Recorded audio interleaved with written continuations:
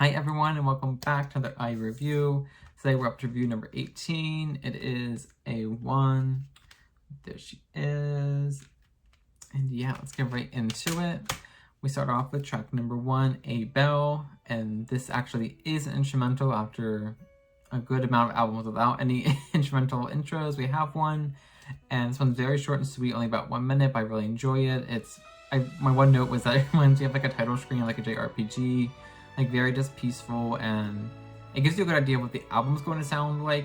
But when we go into track number 2, Warning, it's a total shift because Warning is like a very much like aggressive pop rock sound, which is nothing like the rest of the album. But I do really enjoy this song. I really love the lyrics. It's IU's little like love letter, or not so love letter, to like her haters basically.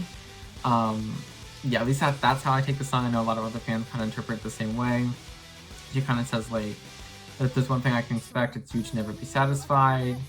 She says a lot of stuff along the lines like she's not a doll, that's just here for your entertainment.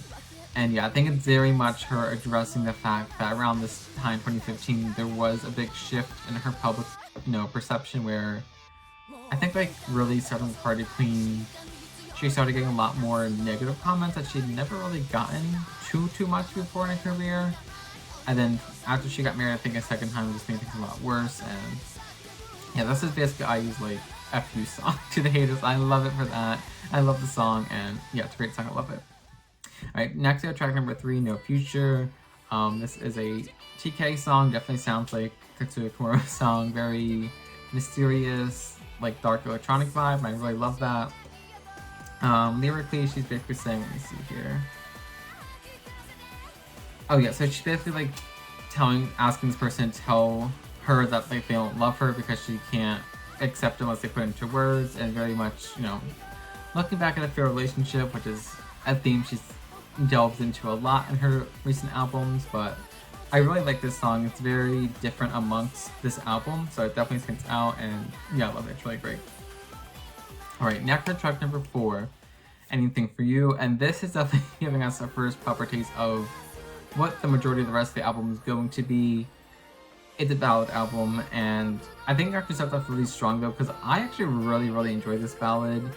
Yeah, I don't know too much to say other than it just really speaks to me. Like, I really love the arrangement of it. Let me see what I wrote for the lyrics real quick. Let me see here. Oh yeah, so the song's called like Anything For You, and lyrically she's kind of saying like she will be literally anything for this person to make them happy. She'll be your umbrella on a rainy day. She's gonna be their breeze on a sunny day. Like, yeah, just professing her love to this person, and it's really pretty. And I feel like the music definitely, fits the lyrics well, which is like a very gorgeous love song. And yeah, I really love it. I think it's definitely one of the stronger ballads on the album. And then moving to track number 5, Last Minute. Now this one, if I can compare it to anything, would definitely Memorial Address, the song, but like the Walmart version of Memorial Address, because it starts off like very slow, and we think we're getting another ballad, but then it still kind of is a ballad, but it goes from like a slow piano ballad to like guitars, and like kind of hits with like that rock sound, much like Memorial Address, but it's just not done as successfully to me. Like, there's just something about the song that just doesn't hook me.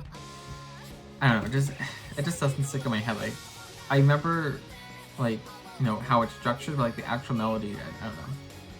It's okay, I like it, but it's not something I particularly love. Alright, next move on, track number 6, Zutto.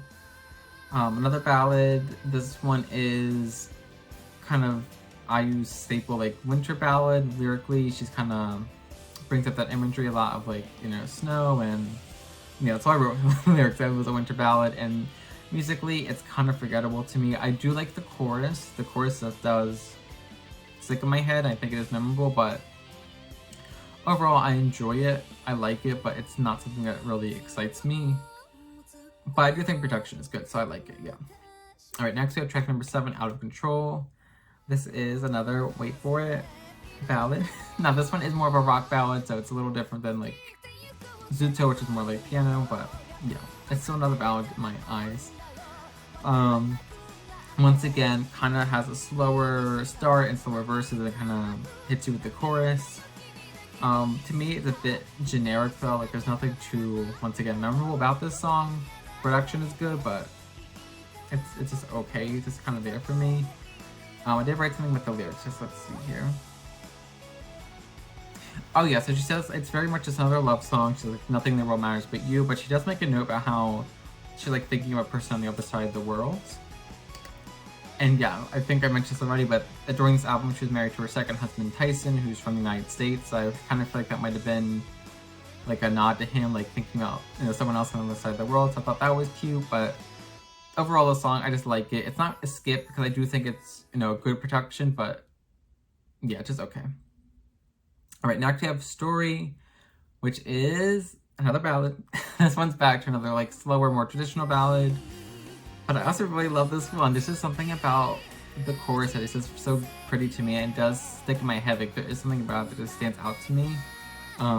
Lyrically, she's kind of talking about like the past relationship, as she's done many times on this album and other albums, and kind of thinking how if they had a different like beginning, where the story had ended differently. And she kind of says in there here too that she wants to meet them again in the next life, which is like a recurring thing. She says many times throughout many songs like that. You know, they can't be together in this life, but she's reborn, she wants to be with them. And yeah, so just a standard love song, but the song itself, the melody is gorgeous and I really enjoy it. And Story was like one of the surprise songs, because like when I listened to an album to review it, I listened to it at least like 4 to 5 times. And going into like the review for A1, I was like, Story's like a skip to me.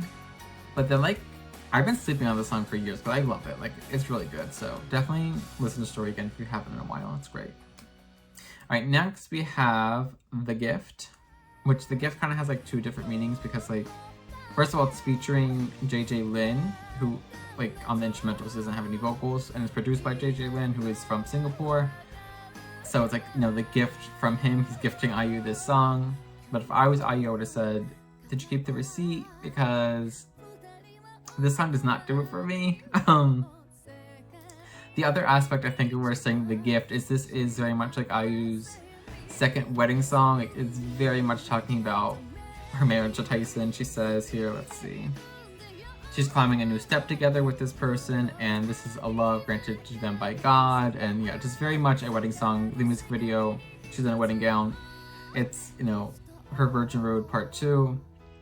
But, you know what I say about sequels? I don't know. The Gift just does not... I don't know. This one did not grow on me. Like, this was one I went into thinking it was a skip, and I stand by that. I think The Gift is a skip. I think it's the weakest song on the album. Just saying that. Alright, moving on, we have track number 10, The Show Must Go On. Finally, not a ballad, not a rock ballad, not a piano ballad, no, not a ballad, thank God. Yeah, The Show Must Go On is another TK produced song, but this is more like a, not quite a dance song, but like just like a crowd pumping song. And lyrically, she is talking about her fans, saying how she can't wait to hear our voices again, see our faces again. And the verse is talking about how throughout the 4 seasons of the year, she's thinking about being on stage, and yeah, I just really love it. Alright, then we move on to track number 11, which is Walk, which is a ballad. Another ballad. They had to give us at least one more before the album was over. And yeah, this one is just kind of, I feel like maybe the most just like generic ballad on the album. It's pretty enough, but like doesn't really stand out amongst the other ones. But if we're considering like The Gift, like, you know, at the bottom of the totem pole here, then like it's definitely a step up from that. And lyrically, it's not that exciting. She's just kind of talking about looking at past choices in her life, which we've heard talk about before, and you know, she's happy with where she is now, like where she's walking in life now. But yeah, the song, it's okay. Like, I like it. Like, I wouldn't skip it if I was listening to the album, so I won't say it's a skip, but it's just okay for me. And then last track, we have track number 12, which is like the bonus track. It is Moving On Without You. I use cover of the same song by Taru Taru, but with a twist, because this was produced by Red One, and very much, you know, a 2014 like EDM song. And I really love how she transformed it. I know you're either gonna love it or hate her rendition of it, but I personally love it. And yeah, that's all I'm gonna say about that. I feel like everyone's heard her cover, or you should if you haven't. It's amazing. It's Empress tier for me, actually. I think it's incredible. But yeah, that being said, we're now at the end of the album, so I'll talk about my overall thoughts. Yeah, so the album is very cohesive. I'll give her that. Like, outside of like 2 or 3 songs, they're all fit together, but almost too cohesive because they just blend. When you have that many ballads, I think it's like 7 ballads, and not including Moving On Without You, we have like 10 full-length songs. So like when almost every single song on the album is a ballad, they better be like the best ballads ever to like keep our attention. So like that's my biggest complaint. Even though I do love ballads, there's just too much of a good thing on this album.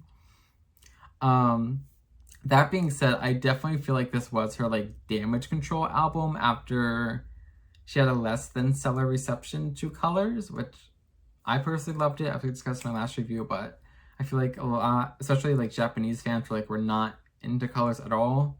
In fact, like A1 like performed like just as good as Colors, which is like pretty rare. Like at this era, like her sales were pretty much going down. So for her to like maintain her sales, it shows like Japan was much more interested in A1 than Colors.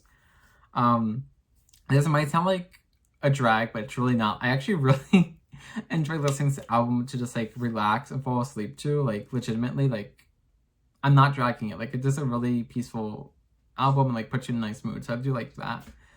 And overall, the production of the album is great. I feel like everything's really solid, and even if the songs aren't the most interesting, I can still enjoy the production that went into it, if that makes sense. But yeah, that being said, my last note here, I just said like have to be in the right mood for it. And I definitely do. Like this isn't like an album that I'm gonna want to listen to like on repeat necessarily all the time or listen to all the time in general, but when I'm in the mood for it, like I do really enjoy what's on this album. And yeah, that's pretty much my overall thoughts. So I'm gonna give my top 5 songs and my score. And yeah, number 1 is Moving On Without You. Like it just is. Like it's so good. Like I don't care. 2 is actually Story, which like surprised myself with how much I fell in love with this song, like re-listening to it, but it's gorgeous. I love it. Number 3, I have Anything For You, which is, and once again, like a kind of overrated, or not overrated, no, underrated ballad. Like I really love that ballad. 4, The Show Must Go On, and 5, Warning. And yeah, overall, I give A1 a 7.5 out of 10. I think it's a very, good album, a really good album, but definitely just missing that extra factor to kind of push it ahead to like a great album. But I do understand why some people really love this album. If you're like really into like ballads, and then yeah, it is great for that. But as a whole, yeah, I think it's 7.5 is very fair score of it. And yeah, thank you for watching. I'll see you in the next review. Only a couple left to go, but thank you. Bye.